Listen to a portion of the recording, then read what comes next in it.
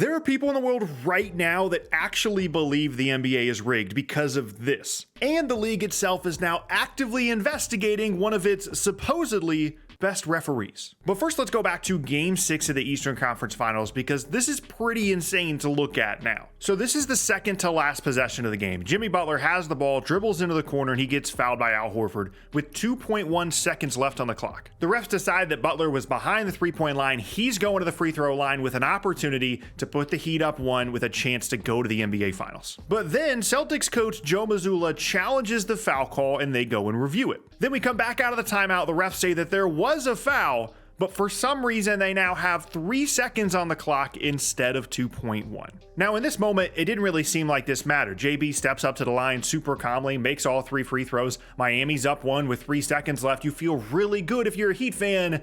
And then the Derek White tip in with 0.1 seconds happened. And the only reason it happened and was able to happen is because of the 0.9 seconds that the refs added onto the clock, seemingly out of nowhere. If they don't add that 0.9 seconds, if they never review the call, if there's 2.1 seconds left on the clock, Boston does not win Game 6 and the Heat go to the finals right there. So the question is, why did they add the 0.9 seconds? Well, first of all, this entire second to last possession is really poorly officiated. This kind of looks like a gather, then maybe it looks like he bobbles the ball only because he gets fouled, but it clearly could have been a double dribble. And then you have the foul, and then of course the challenge. Now, what Joe Mazzulla was intending to challenge was whether it was a foul in the shooting motion on a 3-point shot, because if it was on the floor, it would be a 2-point shot rather than 3. It would be a tie game if JB makes both free throws rather than the Heat being up 1, which is obviously a massive difference. At the time, Boston had an extra timeout and they had a challenge to burn, and a non-shooting foul was a big difference, so it made sense for them to challenge the call. However, Mazzulla was not challenging how much time was left on the clock, but they added the 0.9 seconds anyway, which definitely gave the Celtics an advantage. Now, here's what the NBA has said happened on the final play. When you challenge a call in the NBA, you go and look at the entire play to see if anything was wrong. If anything changes, you win the challenge and you keep your timeout. And when the officials looked at the play, they saw a foul at 3 seconds before the foul that was actually called on the floor. So they ended up putting 3 seconds on the clock rather than 2.1. So the 3 seconds came from a foul that wasn't even the one that they initially called and the one that was being challenged by Joe Mazzulla. And clearly you can see that the foul that was called on the floor by the ref that's right there, blows the whistle, puts his hand up, that happens way after there's 3 seconds left on the clock. That's how they get to the 2.1. But there's a couple of things that are weird about this. First of all, the foul that was called with 3 seconds left probably isn't a shooting foul. Jimmy Butler should have gone to the line for 2 free throws rather than 3, which obviously doesn't matter at the end of the game if they get the Derek White tip in anyway, but still, that's poorly officiated. If you go back and review something, change the clock to go to a different foul that was called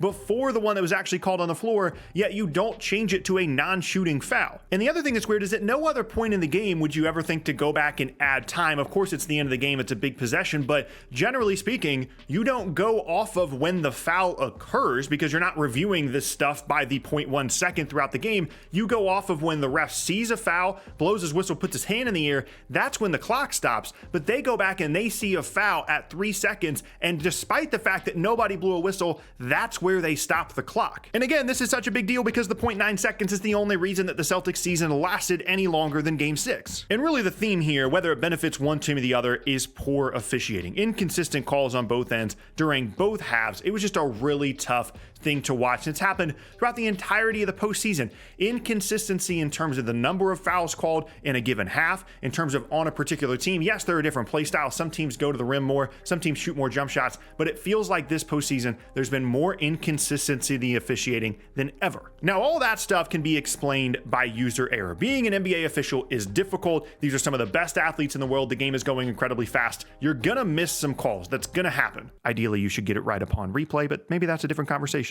But this next part cannot be explained by user error. Right now, the NBA is actively investigating one of its officials who is known as a huge Celtics fan. Eric Lewis is, by the numbers, one of the NBA's best and highest graded officials. These guys get evaluated all the time, and he comes out as a top ref most seasons. However, there is a now deleted Twitter account that has been called into question. This ref allegedly was running a burner Twitter account that was calling out the fans of teams that lost to the Celtics and specifically mentioned the officiating as the reason. Now, the league is looking into if that allegation is true or not, and the fact that he's a huge Celtics fan has to come into the equation here. Granted, I'm sure the guy does his best not to give Boston any calls during the games, but this is still really questionable behavior. The whole point of being an official is you're supposed to be unbiased on the floor and of course publicly as well, which is why he's doing this on a burner, allegedly, rather than on an actual Twitter account where everybody knows who he is. He knows he's not supposed to be doing this. He knows he's not supposed to be being biased, allegedly. So this is just all kind of weird. And the league has punished people for burner accounts in the past. Former Sixers GM Brian Colangelo resigned after it was discovered that he was running a burner account that was criticizing the team's players. And interestingly, the league itself basically inserted him as the GM of the team to force out tank master Sam Hinkie, but I'll leave that thread to the true NBA conspiracy theorists. Now, at this point, you might be thinking that all of this doesn't add up to the league rigging games or anything like that, and you're right. But it is at the very least suspicious behavior, and how poorly the end of Game 6 and other games this playoffs have been officiated doesn't help either, especially for a league that has a history of very suspicious ref behavior. Famously, Tim Donaghy, a former top ref within the NBA, was found to be conspiring to fix games in the mid-2000s as part of a gambling scheme. But more interestingly for this story, he alleged that more refs were involved in fixing games throughout the 2000s, and it was proven that he was in pretty constant contact with another current NBA official, Scott Foster, during the height of his fixing scheme. Now, if you really want to get into the conspiracy of all of this, a lot of people will say that Donaghy became the fall guy for the NBA, rather than revealing that they have this huge issue within the officiating ranks where they've got multiple officials that are rigging games, shaving points, doing all these different things in order to win money by gambling. They picked one guy, this being Donaghy, to make it seem like an isolated incident, when in reality there were actually a few officials in on this scheme and he was just the one guy that got blamed for it. Now, you don't have to believe that or not, but famously, Foster is known as the extender, the guy that the NBA supposedly calls in to make sure that the series goes a little bit longer and the NBA gets more of that sweet TV and ticket revenue. He's also one of a handful of officials that has a really skewed record, one direction or the other, when they are officiating the games of a particular player or a particular team. And at a certain point, at a certain sample size, it's hard to explain that away as a coincidence. So the question here is, why, in some people's eyes, would the NBA do this? Why would they want particular outcomes for particular games? Well, the first thought for most people is to get the higher profile teams and players in the biggest games of the year.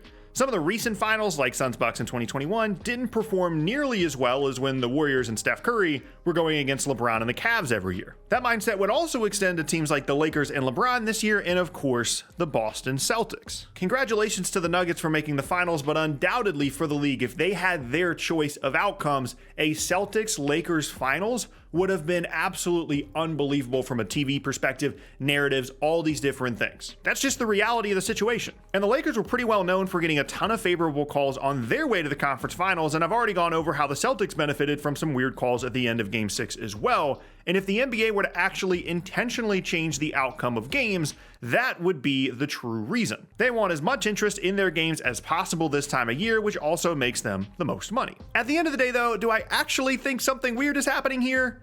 Maybe. There's obviously no way that the refs knew that intentionally putting 0.9 seconds back on the game clock at the end of Game 6 would allow the Celtics to win the game and extend their season with a tip-in with 0.1 seconds left. Best case you can make there is that them giving Boston more time in general helped them as they tried to tie or win the game, but you certainly can't connect it to the specific outcome before they even knew what was going to happen. The bigger issue here is that poor officiating gets people in this mindset that something is against them and their team, and a lot of the calls in this playoffs specifically have been really questionable. Shaky officiating is really the biggest issue here. That's why specific refs like Scott Foster have the reputation that they do, because it feels like something else is at work because of all the bad calls, even if it isn't true. Now, in terms of the league investigation, that's for sure some weird behavior if Lewis actually has a burner account, and a league investigation into a ref is never a good look for the NBA, which is where I think all this is coming from. This is a league with a history of scandals with officials